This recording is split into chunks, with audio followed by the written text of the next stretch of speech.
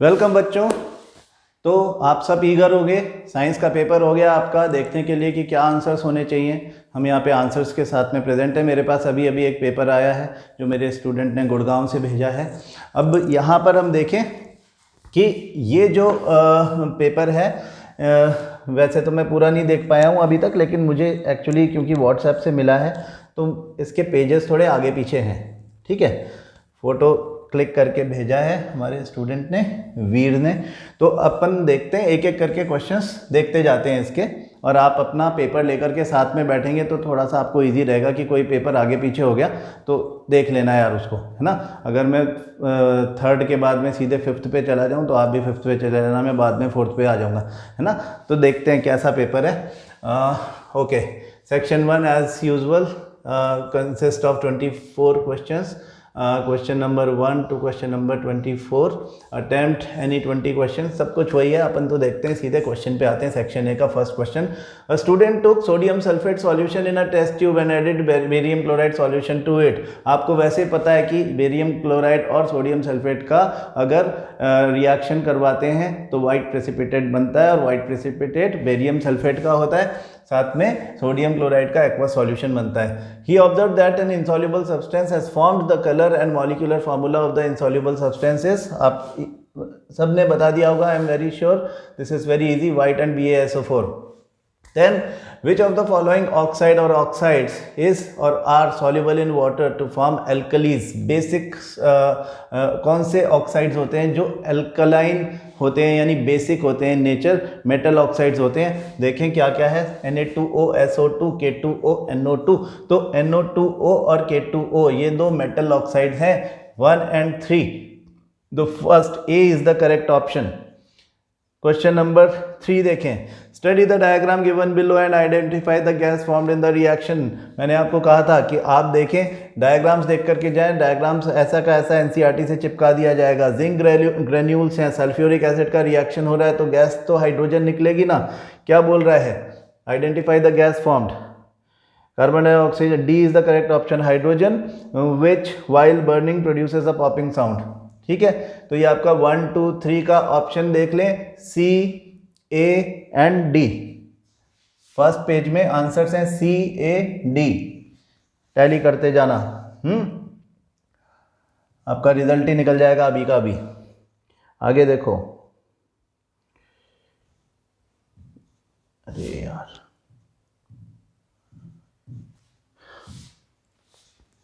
ये हमारा question number 4, sodium reacts with water to form sodium hydroxide and hydrogen gas. सही बात है। The balanced equation which represents the above reaction is, balance देखो, ये 2 sodium 2, ठीक है, oxygen 2 oxygen 2, B is the correct option. Fourth का option B. Which of the options, question number 5 में देखो, which of the options in the given table are correct. Natural sources लिखे हुए हैं, ऑरेंज ऑक्जेलिक एसिड गलत है, सार milk and lactic acid सही है, एंड स्ट्रिंग मिथेनोइक एसिड भी सही है, टैमरिंड में एसिटिक एसिड गलत है। तो 2 and 3 C. Then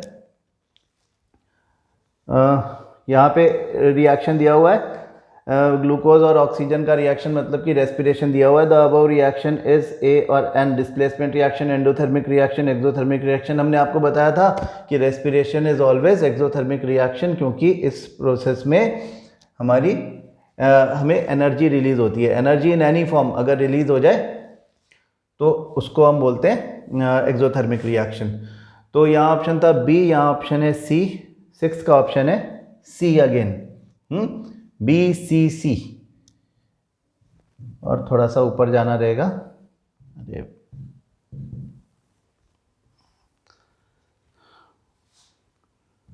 question number 7, question number 7 थोड़ा सा विचित्र व्यवहार कर रहा है मेरा बोर्ड। चलो देखें, which of the following statements about the reaction given below are correct. Manganese oxide का रेडॉक्स है, अब देखें क्या करें। HCl is oxidised to chlorine. HCl क्या है, रिड्यूसिंग एजेंट है, ऑक्सीडाइज ही होगा। सही बात है।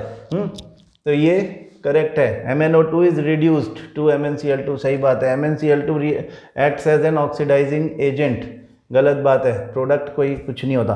HCl acts as an oxidising agent, ये भी गलत बात है। तो 1N2 1N2 1N2 सी, हाँ ये सी ऑप्शन है। क्वेश्चन नंबर 8 देखो, क्वेश्चन नंबर 8 देखो, select from the following the statement which is true for the bases. Bases are bitter and turn blue litmus red, गलत बात है। Bases have a pH less than 7, ये भी गलत है। Bases are sour and taste, ये भी गलत है।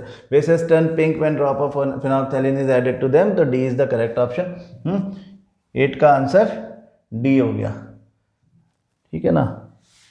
इस पेज को हम प्रॉपरली देख नहीं पाए, एक साथ देखेंगे तो अच्छा रहेगा।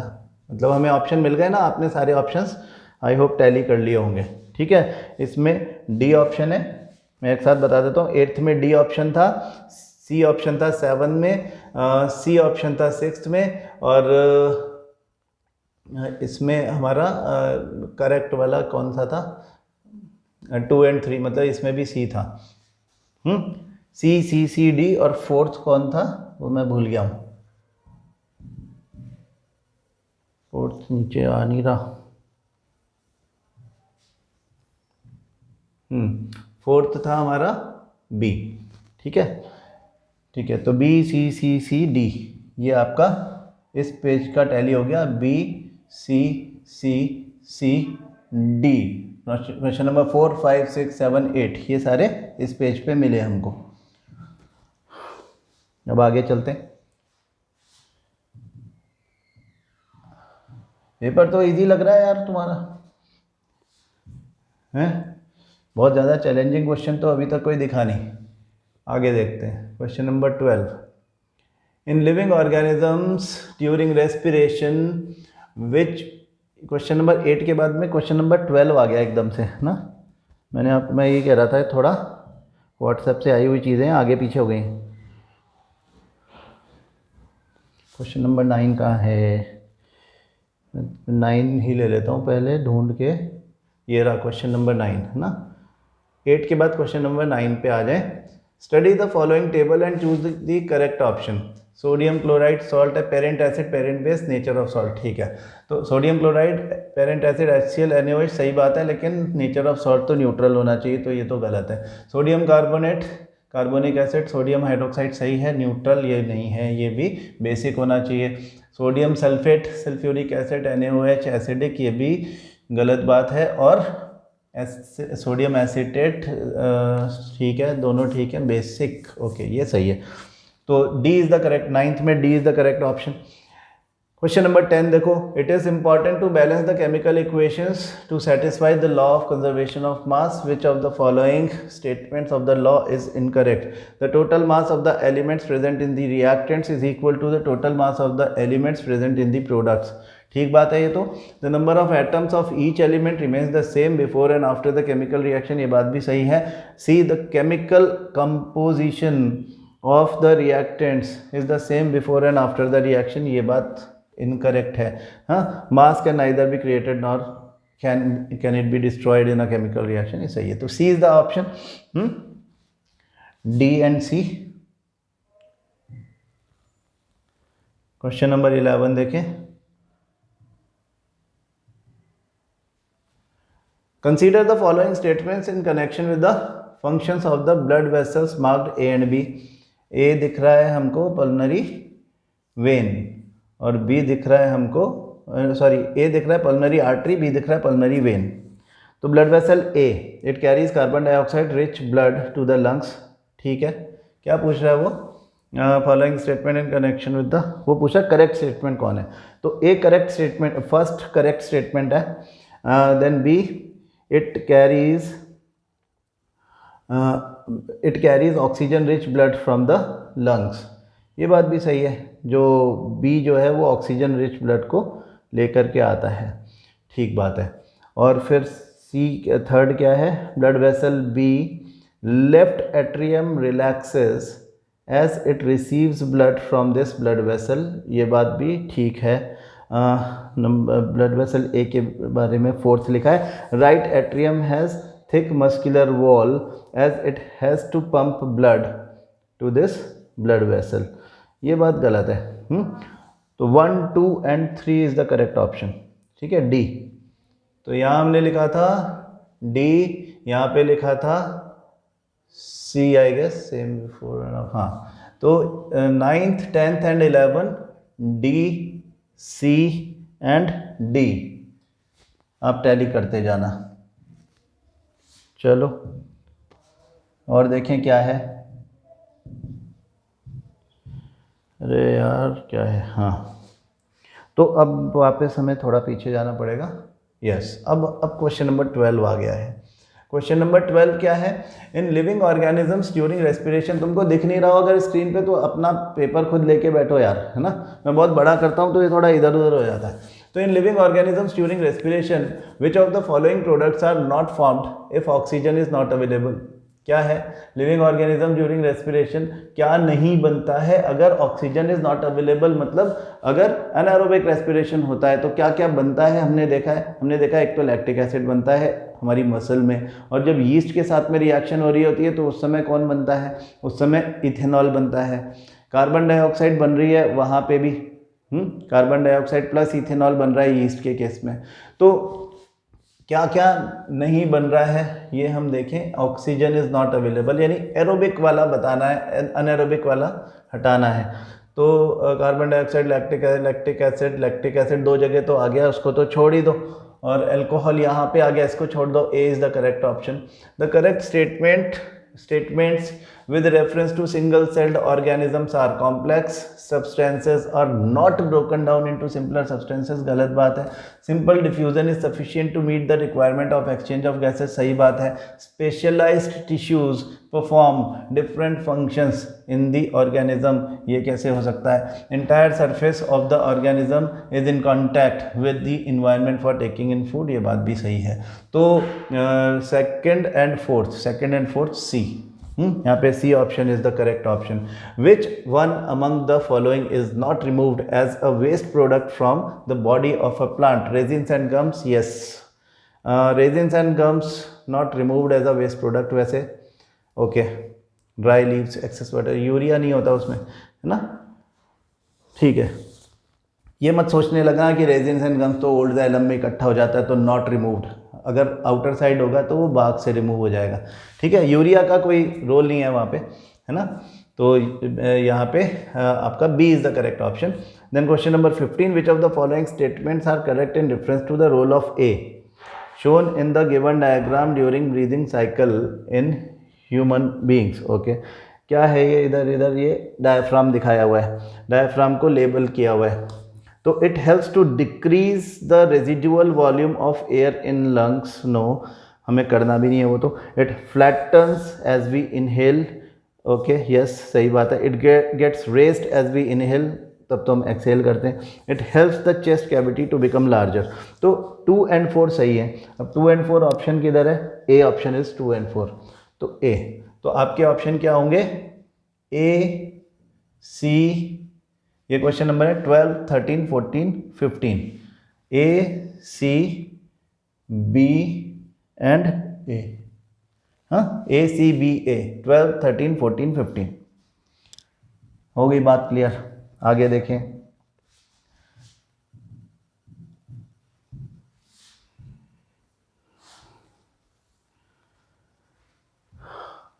सिक्सटीन नंबर आ गया। Which one of the following condition is true for the state of stomata of a green leaf shown in given diagram? ठीक है, स्टोमेटा दिखाया हुआ है, स्टोमेटा क्लोज स्टोमेटा दिख रहा है ये। देन गार्ड सेल्स, अच्छा गार्ड सेल्स एपिडर्मल सेल्स की जगह लिखा हुआ है। चलो देखते हैं क्या क्वेश्चन क्या। Which one of the following conditions is true? Large amount of water flows into the guard cells. उस समय तो स्टोमेटा ओपन होता है। Gaseous exchange is occurring in large amount of water flows out. Guard cell से जब large amount निकल जाता है तो स्टोमेटा क्लोज हो जाता है। ये आपकी एनसीईआरटी का ही डायग्राम है। मैं आपको एनसीईआरटी में से दिखा भी देता हूँ। चैप्टर नंबर 6 है ना हमारा, ये तो कहाँ है 6, ये है 6। चलो हम ये उसी में से उठाया हुआ है, चैप्टर नंबर 6 से उठाया हुआ है।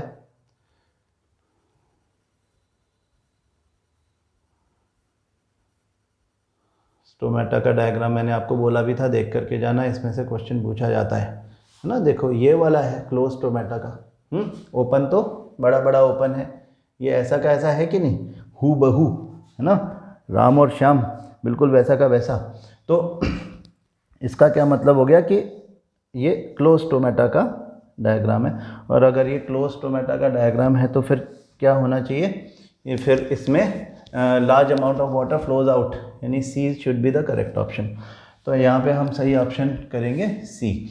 इन which of the following is a concave, in which of the following is a concave mirror used, solar cooker yes, rear view mirror no, safety mirror no, viewing full size image no. So A is the correct option. Then a student wants to obtain magnified image of an object AB as on a screen. Which one of the following arrangements shows the correct position of AB for him or her? अगर magnified image screen पे यानी real बनाना चाह रहा है, real image जो कि magnified हो वो बनाना चाह रहा है, तो उसके लिए क्या चाहिए उसको, उसके लिए object should be place between centre of curvature and focus, यानी कि 2f1 और f1 के बीच में अपन ऑब्जेक्ट को रख देंगे तो बियॉन्ड 2f2 इनलार्ज्ड इमेज बनेगी, मैग्नीफाइड इमेज बनेगी, और वो रियल भी होगी, स्क्रीन पे ऑब्टेन भी की जा सकेगी।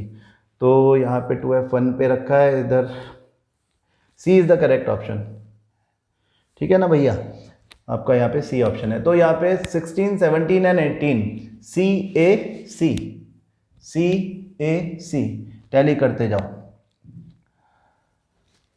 टैली करते जाओ, टैली करते जाओ। ये क्या हो रहा है यार। अच्छा अभी देखो ये हम कर चुके, अब हम आ गए, ये पता नहीं 23 आ गया है, हमने लास्ट को, अब ये थोड़ा आगे पीछे हो गए हैं भैया, थोड़ा ढूंढना पड़ेगा, ये बहुत आगे पीछे हो गए हैं। हम थे क्वेश्चन नंबर 18 पे, तो हमें चाहिए क्वेश्चन नंबर 19। तो I just want to have question number 19। अगर वो सीक्वेंस में मिल जाता है तो अच्छा है, नहीं मिलता तो फिर जो मिलेगा मैं करने लग जाऊंगा। 18 हमने किया, फिर ये 23 आ गया, 19 ये रहा, ठीक है ना। हमारे मॉक टेस्ट का क्वेश्चन ही दिख रहा है कि अंदर कौन सी चीज़ रखी हुई है, तो वो जो डाइवर्ज कर रहा है ऐसा लेंस अंदर रखा हुआ है, ऐसा लेंस कॉन्केव लेंस ही हो सकता है, तो B is the correct option. फिर देखो question number 20, ray of light starting from air passing through medium A of refractive index 1.5, ठीक है चलो ग्लास में चली गई, enters medium B of refractive index 1.33, मतलब अब वो वाटर में चली गई, तो okay. And finally enters medium C of refractive index 2.42, diamond में चली गई।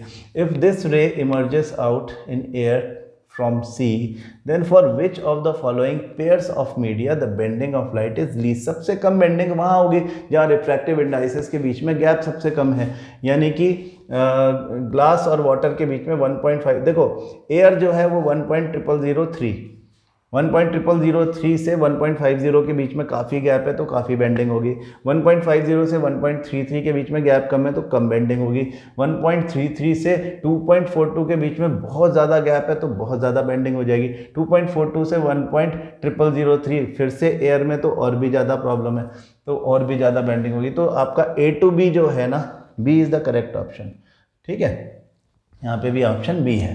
क्वेश्चन नंबर 21 पे आ जाओ। Which of the following statements is not true for scattering of light, true नहीं है। Colour of the scattered light depends on the size of the particles of the atmosphere, सही बात है। Red light is least scattered, ये भी सही बात है। Scattering of light takes place as various colors of white light travel with different speed in air, okay. The fine particles in the atmospheric air scatter the blue light more strongly than red, so the scattered blue light enters our eye, ये बात सही है। तो अब देखो कि यहाँ पे scattering of light takes place as various colour of white light travel with different speed. या यहाँ पे ऐसी बात लिखी हुई है जैसे कि कोई स्पेक्ट्रम बन रहा हो, किसी यूनिफॉर्म मीडियम में अलग अलग स्पीड से जाने वाली रेज ऑफ लाइट जाकर के कोई स्पेक्ट्रम बना रही हो। स्कैटरिंग में तो ऐसा बिल्कुल होता नहीं है ना, कोई रिफ्लेक्शन वाला केस है हमारा स्कैटरिंग तो इसलिए सी यहाँ पे आपका ऑप्शन सही है। दिस इज़ नॉट ट्रू, यहाँ पे सी ऑप्शन लिख लें। फिर क्वेश्चन नंबर 22, यहाँ पे कॉनकेव मिरर दिखाया हुआ है। For the diagram shown according to the new Cartesian sign convention the magnification of the image formed will have the following specification. Magnification के स्पेसिफिकेशन क्या होंगे? एफ और पी के बीच में ऑब्जेक्ट रखा है तो इमेज बनेगी वर्चुअल इरेक्ट एंड मैग्नीफाइड, तो उसका मैग्निफिकेशन क्या होगा? एक तो प्लस होगा क्योंकि वर्चुअल एंड इरेक्ट इमेज है, और दूसरा वो ग्रेटर देन 1 होगा। बड़ी मैग्नीफाइड इमेज बनती है तो मैग्निफिकेशन ग्रेटर देन 1 होता है, हम कई बार बात कर चुके। तो साइन जो है वो पॉजिटिव ए और बी में लिखा हुआ है, more than 1, B is the correct option. ठीक है, तो 19, 20, 21, 22 है ना। Question number 19 B, question number 20 B, question number 21 C and question number 22 again B, B B C B, B B C B. ठीक है, अब हम जाएंगे क्वेश्चन नंबर 23 पे, जहाँ पे हम पहले जाने लग गए थे वहाँ पे हम अब जाएंगे। तो ढूंढो कहाँ गया, तो उसको छोटा करो तो बड़ा हो जाता है। हाँ, ये क्वेश्चन नंबर 23 आ गया, बहुत खुशी की बात है। अ रे ऑफ लाइट, अब ये क्या हो रहा है? Ray of light is incident as shown A B C. If A, B, C and A, B and C are 3 different transparent media, then which among the following options is true for the given diagram? 1, 2, 3, 1, 2, 3, 4. Okay. तो angle 1 is greater than angle 4, ये तो नहीं लग रहा है। Angle 1 is smaller than angle 2, ये हो ही नहीं सकता। Angle 3 is equal to angle 2, ये हो सकता है। एंगल हो सकता है मतलब क्या, यही है। Angle 3 is greater than angle 4 भी नहीं हो सकता। सी यहाँ पे करेक्ट आंसर है भाई। सी 23 का आंसर सी। ये देखो मैंने आपको कहा था कि इस तरह का, ये देखो डायरेक्शन भी उल्टा कर दिया, प्रिज्म भी उल्टा कर दिया। In the diagram given below X and Y are and colours of the spectrum of white light, the colours of white. चलो थोड़ा सा इजी बना दिया क्वेश्चन। यहाँ से आया है, उल्टा करके देखो, है ना, सिर के बल खड़े हो जाओ, देखो तो आपको समझ में आ जाएगा कि क्या चल रहा है इसमें, है ना। सिंपल है ये तो। ऊपर जो सबसे कम बेंडिंग हुई है वो रेड है, वाई जो है वो रेड है, और एक्स जो है वो वायलेट है। अब वाई का colour represents the colour of sky, नहीं, colour of sky seen from the moon, colour use to paint the danger signal. C is the correct option. Colour of sun at the time of noon तो white होता है, तो सी आपका option हो गया।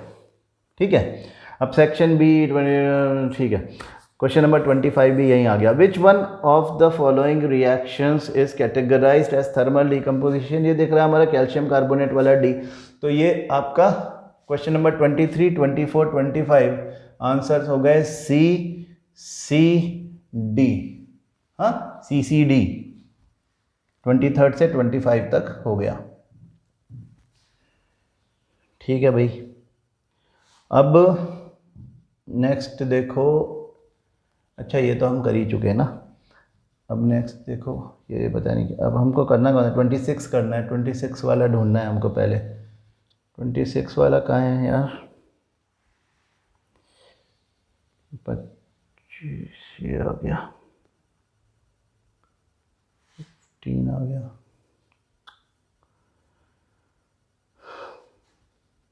22, 37 इधर है क्या? इधर 29 है।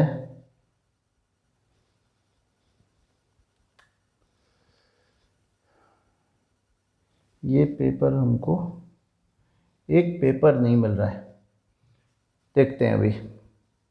क्वेश्चन नंबर 26 नहीं मिल रहा है, 25 तक तो मिल गया था।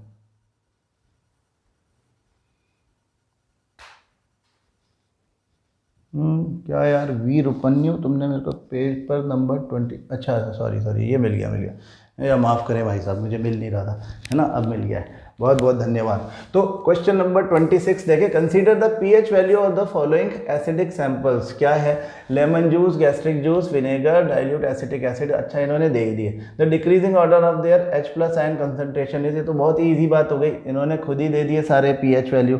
तो हमें क्या बताना है, केवल ये हमें पता होना चाहिए कि पीएच वैल्यू अगर ज़्यादा है तो H+ आयन कंसंट्रेशन कम है ना, उल्टा हो रहा है यहाँ पे। तो डिक्रीजिंग ऑर्डर यानी ज़्यादा से कम, तो जो ज़्यादा वाला है सबसे वो गैस्ट्रिक जूस हो गया 1.2, तो 2 सबसे ज़्यादा, उससे कम 2.2 दैट इज़ 1, उससे कम 4, उससे कम 3, 2 1 4 3 3 2 2 1 4 3, सी इज़ द ऑप्शन। तो यहाँ पे सी ठीक है। अब देखो, study the experimental setup shown in given figure and choose the correct option from the figure. क्या है भैया, P Q calcium hydroxide solution में कार्बन डाइऑक्साइड जा रही होगी, पी कौन है, K2CO3 क्लोरीन गैस नहीं भाई, KHCO3 CO2 K2CO3 टर्न्स, ठीक है, नो चेंज लिखा है यहाँ पे, D is the correct option ना। ये बेसिकली क्या हो रहा है कि आपने अगर ये पोटेशियम कार्बोनेट है अगर, तो potassium carbonate is a metal carbonate, उसमें कोई एसिड डाल दोगे तो रिएक्शन होगी, उसमें सॉल्ट बनेगा, वाटर बनेगा, हाइड्रोजन गैस इवॉल्व होगी, तो ये कार्बन डाइऑक्साइड गैस इवॉल्व होगी। तो कार्बन डाइऑक्साइड गैस जो बाहर निकलेगी वो कैल्शियम हाइड्रोक्साइड सॉल्यूशन में जा करके उसको मिल्की कर देगी, कैल्शियम कार्बोनेट बना देगी। तो K2CO3 CO2 गैस और टर्न्स मिल्की, ये कॉम्बिनेशन ठीक है। तो यहाँ पे ऑप्शन डी हो गया। Now question number 28, which one of the following structures correctly depicts the compound CaCl2? CaCl2, C option is correct option ना, सी दिख रहा है हमको, हाँ सी। तो क्या क्या ऑप्शन हो गए इस पेज पर,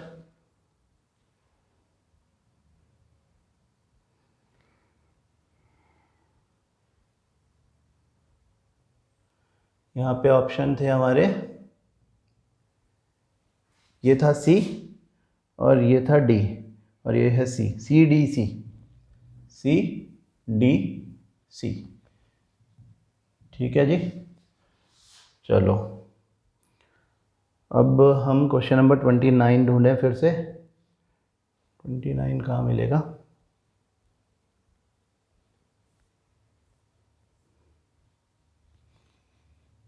मिल गया। Question number 29, the pair or pairs which will show displacement reaction is or are displacement reaction. Sodium chloride solution with copper metal नहीं कर सकता, सिल्वर नाइट्रेट कॉपर मेटल करेगा,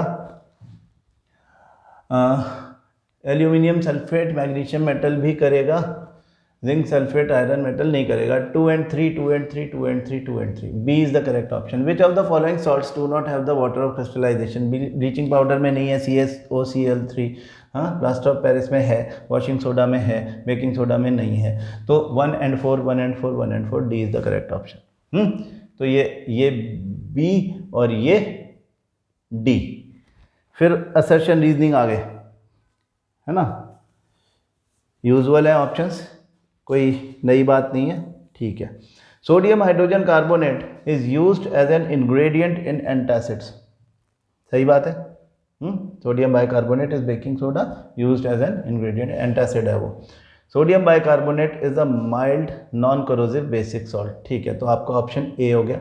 क्यों यूज़ कर रहे हो आप उसको एज एन एंटासिड? क्योंकि वो mild non corrosive basic salt है। सिर्फ बेसिक होना काफ़ी नहीं था, अगर वो नॉन करोसिव नहीं होता, आप बेसिक तो सोडियम हाइड्रोक्साइड भी है, कॉस्टिक सोडा, वो थोड़ी पी जाओगे आप एंटासिड की तरह। तो A is the correct option. Assertion 32 देखो, असर्शन क्या है? Burning of natural gas is an endothermic process, कोई बर्न नहीं, ये गलत बात है। हाँ, आपका assertion A is false, D option आ गया दूसरा पढ़ने की तरह। अगर ए गलत हो जाए तो फिर बी पढ़ने की ज़रूरत ही नहीं है। Methane gas combines with oxygen to produce carbon dioxide and water, ये बात सही है वैसे, हालांकि ये क्यों दिया है उन्होंने एंडोथर्मिक, ठीक है फर्स्ट चैप्टर से आपने एंडोथर्मिक वर्सेस एक्सोथर्मिक दिया है, लेकिन दिस इज रॉन्ग है ना, ए इज़ फॉल्स, तो यहाँ पे ऑप्शन आपका डी आ जाएगा। Then nitrogen is an essential element for plant growth and is taken up by plants in the form of inorganic nitrates and nitrates, बिल्कुल सही बात है। क्वेश्चन नंबर 33 देख रहे हैं हम। Reason, the soil is the nearest and richest source of raw materials like nitrogen phosphorus and, ये भी सही है लेकिन उसका रीजन नहीं है, तो B is the correct option. Then question number 34 देखें, sun appears reddish at the time of sunrise and sunset, सही बात है। Distance travelled by sunlight is the in the atmosphere is lesser during sunrise, गलत बात लिखी है, तो यहाँ पे ऑप्शन आपका आ जाएगा A true and R false, यानी सी, तो A D B C. B D पहले वाले दोनों मतलब 29 30 और 31 से 34 तक,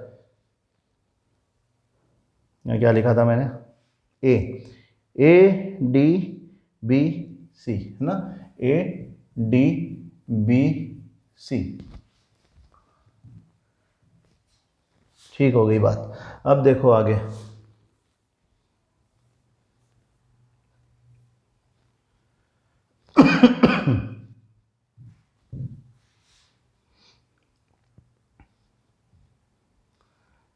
ये कहाँ से आ गया, क्वेश्चन नंबर 35 में जाना है हमको, अब 35 ढूंढो, 38 देखने लग गया, 49 54, अरे यार ये बड़ा पंगा है इसको ढूंढने का चक्कर, लेकिन मिलता ये आ गया 35, मिल गया। असर्शन रीजनिंग है, ये बड़ी खुशी की बात है कि क्वेश्चन नंबर 35 भी, क्योंकि सैम्पल पेपर जो दिया था उसमें क्वेश्चन नंबर 35 कुछ और दे रखा था, मैंने आपको मॉक इसीलिए बना के 35 में असर्शन रीजनिंग ही दिया था, तो मैं कह रहा था कि पता नहीं ये इन्होंने लिखा तो 31 to 35 है, लेकिन 35 को असर्शन रीजनिंग नहीं बनाया है, चलो उस समय उनसे गलती हो गई होगी। अब देखो असर्शन क्या है, hydrochloric acid helps in digestion of food in the stomach, ठीक है, स्टमक में फूड के डाइजेशन में हेल्प तो करता ही है। Hydrochloric acid creates an acidic medium to activate protein digesting enzymes, ये बात भी सही है, और उसका सपोर्ट मतलब A is the correct option, तो यहाँ पे ऑप्शन आप लिखेंगे ए। A student was asked to write a stepwise procedure to demonstrate that carbon dioxide is necessary for photosynthesis, ठीक है, he wrote the following steps, the wrongly worded step is both potted plants are kept in dark room for at least 3 days, ठीक है, 72 hours के लिए हमने रख दिया D starch करने के लिए, तो ये स्टेप तो ठीक है। Bottom of the bell jars is sealed to make them air tight, ये बात भी सही है। Both potted plants are kept in sunlight after the starch test, starch test के बाद क्यों रखोगे भाई। A leaf from both the plant is taken to test the presence of starch, T भी सही है, तो सी इज द इनकरेक्ट ना, रॉन्गली वर्डेड, इंग्लिश बड़ी अच्छी बोलते हैं ये लोग, रॉन्गली वर्डेड। अच्छा क्वेश्चन नंबर 37 देखें, respiratory structures of 2 different animals, a fish and a human being are as shown, ये गिल्स दिया हुआ है, ये एल्वियोलाई दिया हुआ है, observe A and B, okay देख लिया जी। Select one characteristic that holds true for both of them, both are placed internally in the body of animal, देखो गिल्स तो गिल स्लिट दिखती रहती है हमको बाहर से, both have thin and moist surface for gaseous exchange, ये बात तो ठीक है। Both are poorly supplied with blood vessel, ये बात गलत है। In both the blood returns to the heart after being oxygenated, oxygenated के बाद में ब्लड में वो तो जाएगा ही है ना, हार्ट में जाएगा, so that it can be. तो ये जो बात थी हमारी, वो क्या कह रहे हैं कि सही बात बतानी है हमको है ना, तो B is the correct option. Thin and moist surface अगर नहीं होगी तो एक्सचेंज ऑफ गैसेस पॉसिबल नहीं है ना, तो B is the correct option. तो A B and C 35 36 and 37 A C and B, A C B tally कर लो। अब क्वेश्चन नंबर 38 वाला, पेज ढूंढेंगे। कहाँ गया, मिल जाओ दोस्त, 38 वाला मिल गया है। Observe the diagram of an activity given below, what does it help to conclude when the person exhales into the test tube. Carbon dioxide rich air जारी है लाइम वाटर में, तो लाइम वाटर मिल्की वाइट हो जाएगा, calcium carbonate formation हो जाएगा। A percentage of carbon dioxide is more in inhaled air, no. Fermentation occurs, no. Percentage of carbon dioxide is more in the exhaled air. C is the correct option. कहाँ जा रहे हो, इधर देखो, हाँ, C is the correct option. If a lens can converge the sun rays at a point 20 centimeter, ठीक है, away from its optical center, यानी कि convex lens है और ये converge कर दे रहा है सब rays of light को at a single point, यानी ये उसका F2 है। तो 20 सेंटीमीटर है ये, मतलब उसका focal length, plus 20 centimetre away from its optical centre. The power of this lenses, power निकालना है P इक्वल टू, अगर F सेंटीमीटर में दिया है तो शॉर्टकट मार लो 100/F in centimetre, that is given 20, तो प्लस 20, तो मतलब +5 आपका, +5D, +5 dioptre is the answer. C is the correct option. 38C, 39C।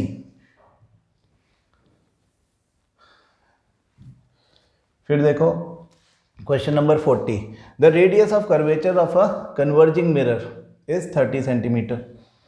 Radius of curvature 30 centimetre है, तो फोकल लेंथ 15 सेंटीमीटर हो गई, -15 centimetre. At what distance from the mirror should an object be place so as to obtain a virtual image. Virtual image लेना है तो F and P के बीच में object को रखना पड़ेगा, तभी वर्चुअल एंड इनलार्ज इमेज बनेगी, यानी कि पोल से लेकर के F के बीच में, यानी 0 से लेकर के और पोल से लेकर के 15 सेंटीमीटर के बीच में हमको रखना पड़ेगा, between 0 centimetre 15 centimetre. D is the correct option, और कोई ऑप्शन हो भी नहीं सकता। The length of small intestine in a deer is more as compared to the length of small intestine of a tiger। क्यों? क्योंकि डियर को तो सेल्यूलोज का डाइजेशन करना पड़ता है, उसके लिए उसको लॉन्गर स्मॉल इंटेस्टाइन चाहिए होती है, टाइगर के साथ में वो प्रॉब्लम नहीं है। तो the reason for this is mode of intake of food, no, type of food consumed, हाँ, type of food consumed, yes, B is the correct option. Presence or absence of villi नहीं, बाकी कोई बात नहीं है। Identify the 2 components of phloem tissue that help in transportation of food in plants, phloem, parenchyma and sieve tubes and companion cell. B is the correct option. Converging lens forms a 3 times magnified. Converging lens का मतलब क्या हो गया, convex lens हो गया। Forms a 3 times magnified image of an object, ठीक है, which can be taken on a screen, यानी रियल इमेज बना रहा है। तो क्या गिवन है, magnification is given as -3। Okay, if the focal length of the lens is 30 centimetre, F is +30 centimetre, तो then the distance of the object from the, तो U कितना होगा, U बताना पड़ेगा हमको। तो अब क्या करें, इसमें मैग्निफिकेशन का फॉर्मूला दिया हुआ है। मैग्निफिकेशन का फॉर्मूला आपको पता है, लेंस है ना, तो लेंस में हम लिखते हैं V/U। तो यानी -3 इक्वल टू V, हमें V और U एक्चुअली डायरेक्टली कुछ भी पता नहीं है, F दिया हुआ है +30 सेंटीमीटर, तो V/U we can say that -3 equal to V/U। तो हमें निकालना क्या है, U निकालना है ना, तो V को भी U के फॉर्म में ले लो। ये क्वेश्चन करवाया हुआ है मैंने आपको पहले, इस टाइप का क्वेश्चन ही था। V = -3U वैल्यू आ गई इससे, हाँ, from this we can say that V = -3U। अब V -3U है और F +30 सेंटीमीटर है, तो हमारा लेंस फॉर्मूला लगा दो। लेंस फॉर्मूला क्या लगा देंगे, 1/F = 1/V -1/U, और V की जगह -3U लिख देते हैं, है ना, V हटाओ, उसकी जगह लिख दो -3U। तो यहाँ पे LCM क्या लेंगे, 3U LCM आ जाएगा। 3U से 3U ये आपका कैंसिल हो गया, यहाँ पे -1 आ गया, फिर U से U कैंसिल हो गया, 3 × ये -3 आ गया, तो ये हो गया -4/3U इक्वल टू 1/F की जगह +30 लिख दो। हाँ, तो इसको थोड़ा क्रॉस ओवर कर दें, यहाँ 3u को इधर ले लेते हैं, 3u equal to -4 into plus 30, -4 into 30 मतलब 30 इंटू 4 120 -120, तो u इक्वल टू -120/3, तो मतलब -40 सेंटीमीटर आंसर आएगा। देखो अब आ रहा है क्या? अरे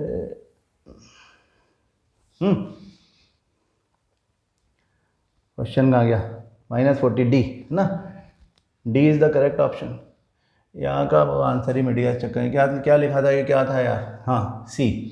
तो अब देखो ऑप्शन क्या है, 38 से लेकर के 43 तक, सी 38 था, C 39, C 40, D 41, B and 42, B 43, D, C C D B B D, C C D B B D है ना, ये आ गया।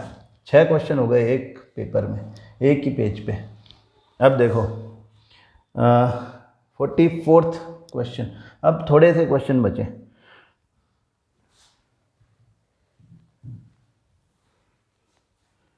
फोर्टी 48 आ गया यार, 44 ढूंढे, कहाँ है 44 ये है क्या? हाँ ये है 44, 45, 46, 47, 4 क्वेश्चन हैं हमारे इस पेज पे। Which of the following statement is not true in reference to the diagram shown above? Object रखा हुआ है सी पे, इमेज भी बनेगी सी पे, सेम साइज होगी, रियल होगी, इन्वर्टेड होगी। इतनी बातें देखते ही समझ में आ जाना चाहिए, दिमाग में आ जाना चाहिए। तो इमेज फॉर्म्ड इज रियल, हाँ वो कह रहा है not true, image form is real, ये तो ट्रू है, तो इसलिए इसको छोड़ दो। इमेज फॉर्म्ड इज इनलार्ज्ड, ये नॉट ट्रू है। Image is formed at a distance equal to double the focal length, ये बात भी बिल्कुल सही है। और इमेज फॉर्म्ड इज इन्वर्टेड, ये बात भी बिल्कुल सही है। तो B is the correct option. Then question number 45 देखिए, in the diagram shown above, ये रिफ्रैक्टिव इंडाइसेस हैं, हाँ N1, N2, N3 और refractive indices of the media 1, 2 and 3 respectively. Which one of the following is true in this case? ये कह रहा है N1 equal to N2, ऐसा तो हो ही नहीं सकता। N1 is greater then N2, bending towards the normal हो रही है, तो इसका मतलब डेंसर मीडियम तो ये है। तो N2 रेयरर मीडियम नहीं हो सकता। N2 is greater then N3, हाँ N2 N3 से ज़्यादा डेंस होता तो away from the normal bending हो जाती, हाँ। N3 is greater then N1, ये बात सही है। D is the correct option. The refractive index of medium A is 1.5 and that of medium B is 1.33 if the speed of light is 3 into 10 to the power 8 meter per second. What is the speed of light in medium A and B respectively? अरे यार, तो ये तो हमारा, ये question तो अपन करते ही रहते हैं हमेशा ना, तो क्वेश्चन तो ये तो बोर्ड एग्जाम का फेवरेट क्वेश्चन है, ये मैं आपसे सारा साल कहता रहा हूँ। This is the favourite question of board examination, याद होगा आप लोगों को, मतलब मैं अरित्रा ट्यूटोरियल्स के बच्चों से बात कर रहा हूँ, है ना। तो हम क्या कर रहे हैं कि 3 into 10 to the power 8 metre पर सेकेंड डिवाइडेड बाय 1.5, ये तो 2 into 10 to the power 8 metre पर सेकेंड ग्लास आता है, वाई टू वेस्ट टाइम, हाँ। और वो वाटर का जो है वो 1.33 से डिवाइड करते हैं 3 को, तो 2.25 आता है। तो what is the speed of light in medium A and B respectively? A में 2 into 10 to the power 8 and B में 2.25 into 10 to the power 8. D is the correct option. An object of height 4 cm is kept at a distance of 30 cm from the pole of a diverging mirror. Diverging mirror क्या होता है? ये होता है ना diverging mirror। तो 4 centimetre लंबा object रखा हुआ है 30 सेंटीमीटर इन फ्रंट ऑफ, यानी कि u is given -30 centimetre and h is given +4 centimetre. If the focal length of the mirror is 10 centimetre, f is क्या है, कितना है, +10 सेंटीमीटर, ठीक है। तो the height of the image formed is, हाँ हमको h डैश निकालना है, तो हमारे पास यहाँ पे v नहीं है, तो पहले V निकाल दें, तो हमारे पास फॉर्मूला होगा H dash upon H equal to mirror है तो माइनस V अपॉन U, हाँ, या H डैश के लिए हम बोलेंगे H dash equal to minus V upon U into H। V नहीं है हमारे पास तो V निकाल लेते हैं क्योंकि U और F तो है ही। तो देखो mirror formula 1 upon F equal to 1 upon V plus 1 upon U, from this 1 upon V equal to 1 upon F minus 1 upon U। तो 1 अपॉन F की जगह पे हम लिख देते हैं, इसकी जगह पे लिख देते हैं प्लस 10 मतलब 10, और U माइनस 30 है वो अभी प्लस 30 हो जाएगा, माइनस माइनस मिलके, तो यहाँ पे 30 लिख दें। इसका LCM निकाल दें तो 30 LCM आ जाएगा, यहाँ पे 3 आ जाएगा, यहाँ पे 1 आ जाएगा, तो ये हो गया 4 अपॉन 30। किसका वैल्यू हो गया था, मैं तो भूल गया, V का वैल्यू 4 अपॉन 30। 4 अपॉन 30 तो क्या होता है, 7.5 होता है। आप डायरेक्ट 4 अपॉन 30 भी लिख सकते हो, 7.5 लिख दो। तो H डैश, और ये भी आया प्लस का है ना, तो H डैश का वैल्यू निकलेगा minus plus 7.5, U is minus 30, H is plus 4। अब 4 अपॉन 30 अपन अभी अभी देख के आए हैं 7.5 आता है, तो ये माइनस से माइनस काट दो पहले तो, और 7.5 से 7.5 गया तो 1 आ गया, plus 1 is the height H dash, height of the image. ठीक है ना, थोड़ी सफाई कर दें इस सब की। 1 आंसर आ गया, आंसर में देखो है भी कि नहीं है ना, C is the correct option, है ना, प्लस 1 सेंटीमीटर। तो B D यहाँ पे ऑप्शन लिख रहा हूँ ना, 44 का B, 45 का D, 46 का D एंड 47 का C, BDDC, BDDC। चलो जी, हुन देखो, अरे ये कौन आ गया, हम थे 48 चाहिए था हमको, 48, यस, एक बार में आ गया इस बार तो। 50 ml of tap water was taken in a beaker. Hydrochloric acid was added drop by drop to water. The temperature and pH of solution was noted. The following graph was obtained. Choose the correct statements related to this activity. यहाँ पे pH का solution दे रखा है, volume of HCl added, हाँ, millilitre. हमने ऐसा एक graph का क्वेश्चन किया था। The process of dissolving N acid, मतलब एसिड डालते जा रहे हैं तो पीएच कम होती जा रही है अप टू 1, ऐसा दिख रहा है हमको ग्राफ से। वॉल्यूम ऑफ HCl एडेड जैसे जैसे बढ़ते जा रहा है, पीएच कम होते जा रही है और एक लिमिट के बाद में वो स्टैग्नेंट सी हो गई है। अब स्टेटमेंट देखो, वो कह रहे हैं कि करेक्ट स्टेटमेंट बताओ आप, और एक से ज़्यादा हैं करेक्ट स्टेटमेंट्स। तो the process of dissolving N acid in water is highly endothermic, ये तो गलत बात है ना, वो तो एक्सोथर्मिक होती है। pH of the solution increases rapidly as addition of acid, ये बात भी गलत है।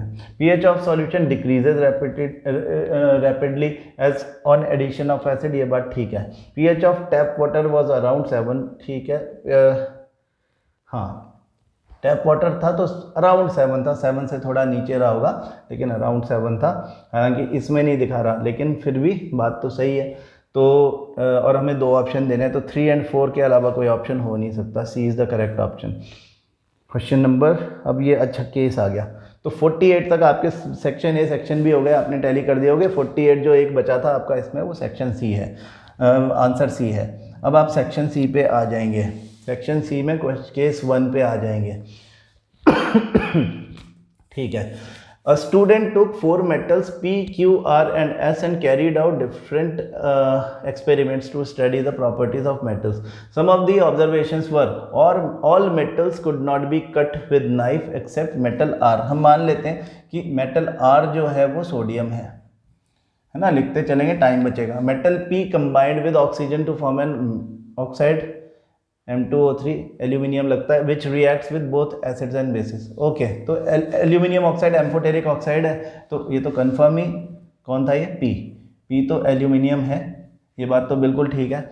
Reaction with water, P did not react with, P कौन है, एल्यूमिनियम, कोल्ड और हॉट वाटर, तो एल्यूमिनियम में कंफर्म हो गया। Reacted with, Q reacted with hot water, तो क्यू मैग्नीशियम हो गया। और आर तो यही है, sodium reacted violently with cold water, R भी कंफर्म हो गया, क्यू भी कंफर्म हो गया, पी भी कंफर्म हो गया। S did not react with water at all, तो एस जो है वो कॉपर या कॉपर के नीचे कुछ भी हो सकता है। ठीक है, तो अब हम क्या करें, तो क्वेश्चन तो आया ही नहीं एक भी। अब हम अगले पेज पे जाएंगे। हमें पता चल गया पी एल्यूमिनियम है, क्यू मैग्नीशियम है, एस PQRS, आर सोडियम है और एस कॉपर है। चलो, हाँ, तो क्वेश्चन नंबर 49 आया है अभी। क्वेश्चन नंबर 49 क्या बोलता है, out of the given metals the one which needs to be stored used kerosene, under kerosene is, sodium को यूज मतलब आर लिखना है हमने, तो यहाँ पे आर ऑप्शन हो गई। Out of the given metals the metal Q is magnesium, हम पहले बता चुके, D is the correct option. Metal which forms amphoteric oxide is, amphoteric oxide aluminium बनाता है, that is P. And the increasing order of the reactivity of the four metals, अब reactivity देख लो, increasing order यानी copper से ऊपर जाना है, तो एस, ये कॉपर है या जो भी है लेकिन सबसे कम रिएक्टिव यही है, तो एस सब, फिर उसके बाद एल्यूमिनियम तो पी, उसके बाद मैग्नीशियम तो क्यू, और सबसे ज़्यादा रिएक्टिव इन चारों में R, S P Q R, increasing order में S P Q R, S P Q R, S P Q R, C is the correct option. तो आपके केस 1 के 4 ऑप्शन हो गए, B D A C, B D A C, B D A C, ठीक है ना, मैं लिख दूं क्या, वैसे भी आपको पता तो चली गया, बी डी ए सी, ये आपके ऑप्शंस हो गए। अब जल्दी से आगे चलते हैं। ये क्या चल रहा है, डायलिसिस चल रहा है, पता है तो हमको। The figure shown below represents the common type of dialysis called as haemodialysis. It removes waste products from the blood such as excess salts and urea which are insufficiently removed by the kidneys in patients with kidney failure. During the procedure, the patient's blood is cleaned by filtration through a series of semi-permeable membranes before being returned to the blood of the patient. On the basis of this, answer the following questions. The hemodialyzer has semi-permeable lining of tubes which help to, मतलब इनका role क्या है, to maintain osmotic pressure of blood, वो तो इनका काम नहीं हो सकता। To filter nitrogenous waste from the dialysing solution, नहीं। In passing the waste products in the dialysing, ठीक है, ये बात ठीक लग रही है। To pump purified, C is the correct option. 53 का ऑप्शन सी है, मेम्ब्रेन के थ्रू जो ब्लड की इम्प्योरिटीज़ है, जो वेस्ट है, द वेस्ट प्रोडक्ट्स ब्लड में से डायलाइजिंग सॉल्यूशन में, इन द डायलाइजिंग सॉल्यूशन चले जाते हैं। चलो ठीक है, अब देखो एक और पेपर होगा, ये रहा।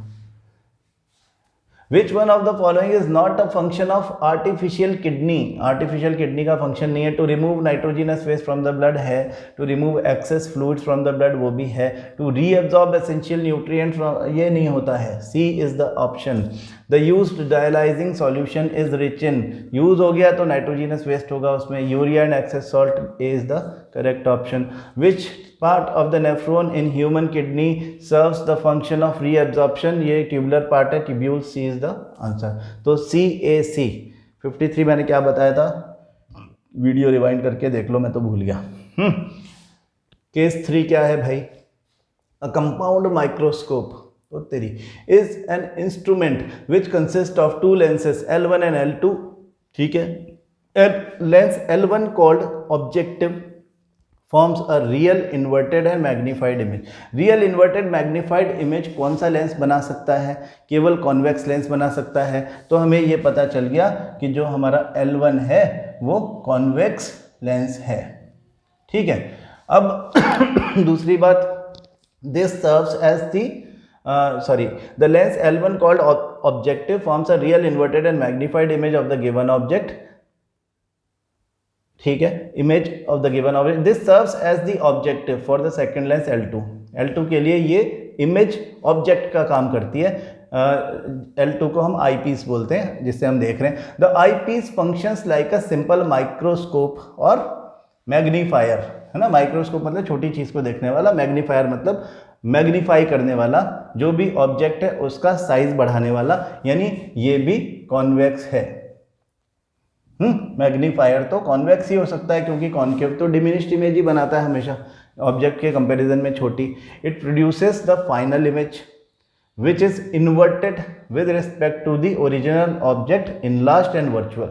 है, अब आप ये कंफ्यूज ना हो जाओ कि वर्चुअल है तो इन्वर्टेड कैसे है. वो कह रहा है with respect to the original object. तो जब रियल पहले बनी थी तब भी इन्वर्टेड थी, तो अब उसको उसने इस इन्वर्टेड को सीधा कर दिया, तो ऑब्जेक्ट के रिस्पेक्ट में इन्वर्टेड है, ओरिजिनल ऑब्जेक्ट के रिस्पेक्ट में इन्वर्टेड है. वर्चुअल एंड इनलार्ज है, तो ये कॉन्वेक्स ही है, क्योंकि ये इस तरह की इमेज तो हमारा कॉन्केव मिरर लेंस तो कभी बना ही नहीं सकता.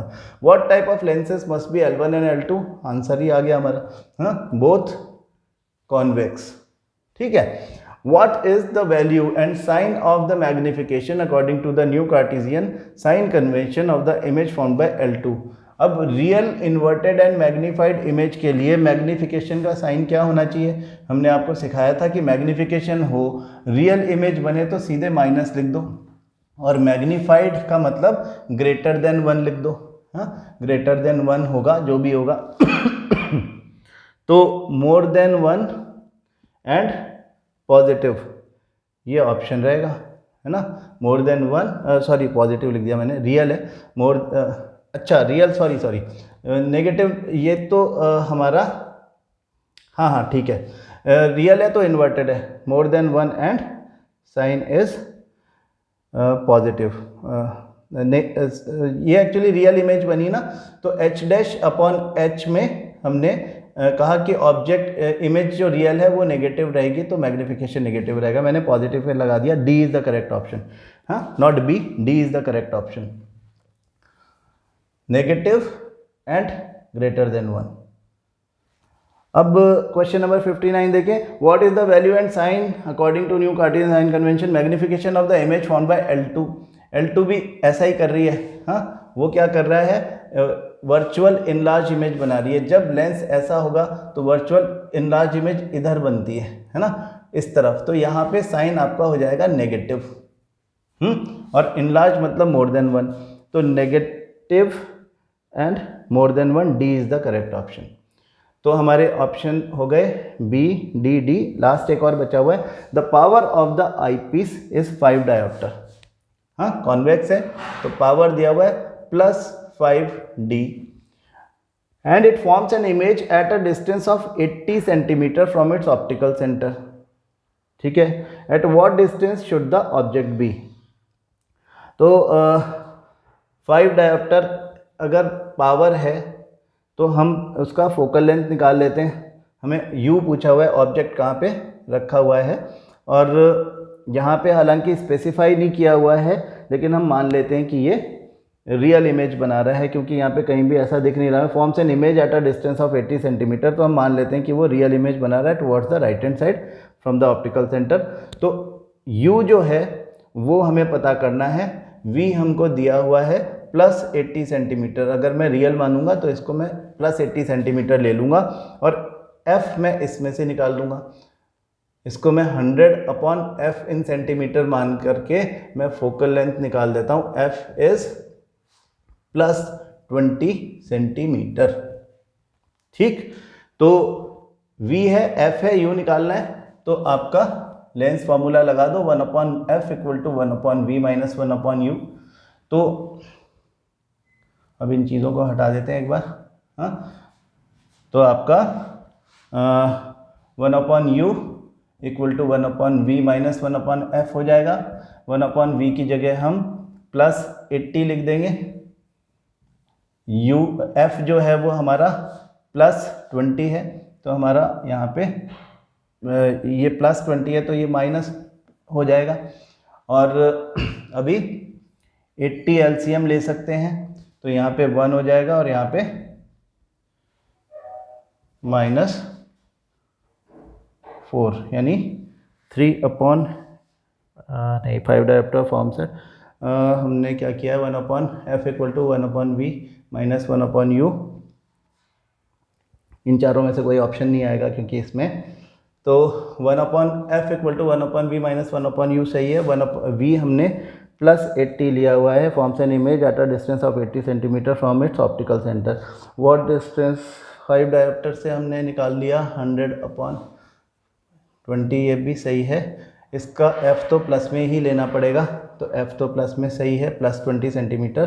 फिर हमको v जो है वो माइनस में ले करके देखना पड़ेगा, क्योंकि अगर हम इसको प्लस में ले रहे हैं तो हो जा रहा है ये हमारा प्लस में अगर इसको ले रहे हैं तो ये +80 हो जा रहा है और वो माइनस और प्लस माइनस हो जा रहा है, तो ये 1 -4 इससे नहीं आएगा, फिर माइनस इससे आ जाएगा। अगर हम इसको माइनस ले लें, देखो उन्होंने ये तो कहा ही नहीं कि रियल इमेज है, हमने मान लिया था, तो इसको ये 80 सेंटीमीटर फ्रॉम ऑप्टिकल सेंटर किसी भी तरफ बना सकता है ना। और 5 डायोप्टर उसका पावर है तो वो तो ठीक है। तो हम इसको अगर माइनस में ले लें तो यहाँ पर तो ही हमारा आंसर पॉसिबल है इन चारों में से। यहाँ पे माइनस हमने ले लिया, ये भी माइनस हो गया 1/80 - 1/20 और ये 80 आया, तो यहाँ पे आप माइनस लोगे -1 और वो -4 ही आएगा, ठीक है। तो ये -5/80 आप करोगे तो ये आपका आंसर आ जाएगा -16 सेंटीमीटर। तो डिस्टेंस, ऑब्जेक्ट का distance should the object be, वैसे भी माइनस में आंसर आना ही चाहिए, है ना। तो ये 16 centimetre, B is the correct option. यहाँ पे बी करेक्ट ऑप्शन होगा। तो हमारे लास्ट वाले केस में हमको क्या क्या मिला है, एक तो हमारा 57 नंबर बी टैली कर लेंगे, बी है, 58 डी है, 59 डी है एंड 60 बी है। ये आपका पेपर कंप्लीट हो गया। आई एम श्योर ये कंप्लीटली टैली करने के बाद आप में से बहुत सारे लोगों के 40 on 40 आने वाले हैं, क्योंकि आपको तो इसमें से 10 क्वेश्चन छोड़ने का भी ऑप्शन था। हमने तो पूरे 60 क्वेश्चन करे हैं ना, आपको तो 10 क्वेश्चन आपने छोड़े होंगे। तो मेरे ख्याल से I am sure most of the student आपको लग रहा होगा कि हम कौन सा छोड़ें कौन सा पकड़ें, है ना। तो ज़रा भी कन्फ्यूज़न किसी में रही होगी तो आपने छोड़ ही दिया होगा। तो I am 100% sure a hell lot of students are going to get 40 on 40। चलो, तो this is all, thank you so much, enjoy, just plan for maths के लिए मेहनत करो, उसमें भी 40 on 40 लेके आओ। Thank you.